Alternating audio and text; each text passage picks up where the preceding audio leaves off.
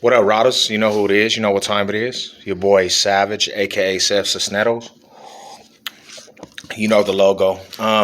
So recently I was talking to one of my partners, and he's been a long time subscriber to my channel, supported me during the TTC years. He was there, from the beginning, and he was asking me in the trash talk circle and trash talk, what was like the most lethal trash talkers I came across, and some epic battles, and I started thinking, and I made a list a little bit from fan bases that I remember, people that I came across.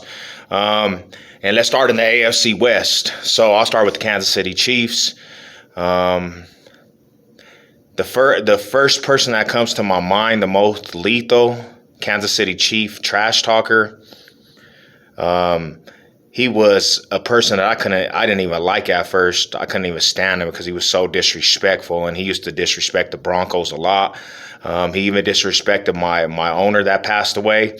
And after that, I had some type of feelings towards that dude where, you know what I'm saying, I really wanted to body that fool up if I ever came across him. But over the years, he earned some respect, and I got to know him a little bit, and that's OG Chief Urag. Held it down for Kansas City Chiefs, the Kingdom, and top dog of it all. You know what I'm saying? Top dog of the Kansas City Chiefs fan base. Oh, damn. The bottom of the barrel, the bottom of the pole of Kansas City Chiefs. This is a dude that gave up on the Chiefs so many times. I seen this fool had tantrums on live streams.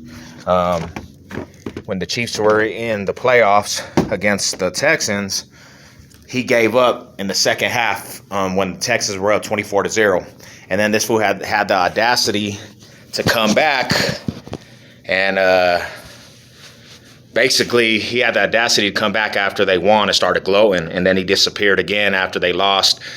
Just a person that you second guess their fandom. KC Kid. Not a good representation of the Kansas City Chiefs fan base.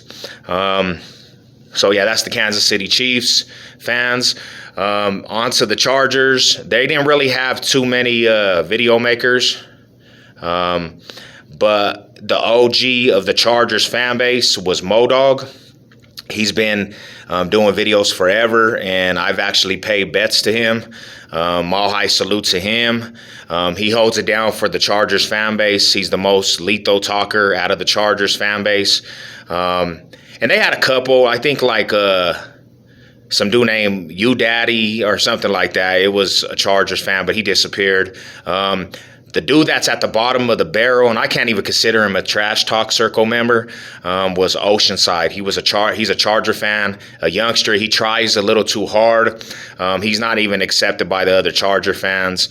And he tried to get me to do a couple hate weeks with him, and just the caliber of person he is, I would never do no hate week with him. So he's the bottom of the barrel, and one big reason is because he just tries too hard, bro.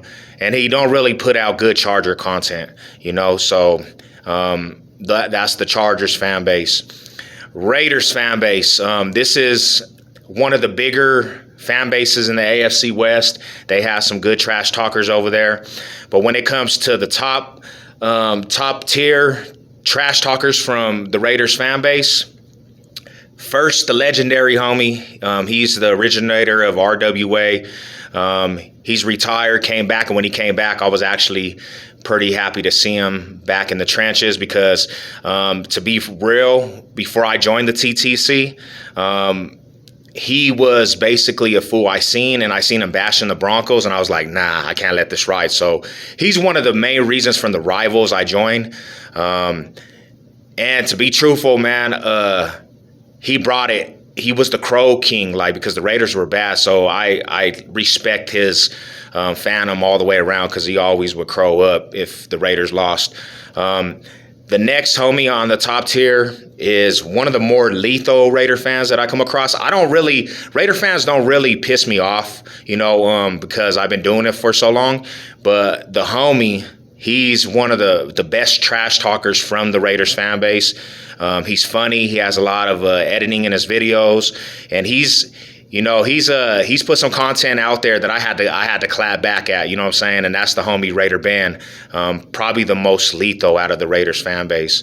When it comes to the bottom tier, this dude, I didn't even understand why he calls himself a Raider fan, because he's been caught slipping multiple times, not knowing Raiders history, not even knowing the AFC West history and what's going on. He thought Melvin Gordon still played for the Chargers when he already had joined the Broncos.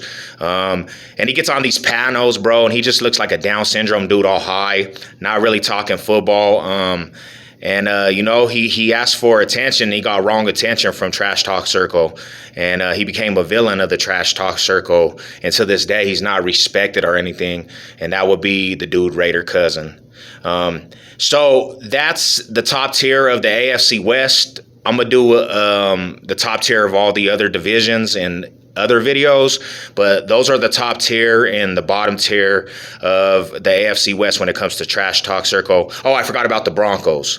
An OG, the one that's the top tier, the most lethal and well-known, a legendary Bronco trash talker is OG Bronknuts. He's probably the most educated, and he has probably the more lethal spit when it comes to trash talk. I know people will say that I'm probably in the top tier, but I give it to OG Bronknuts.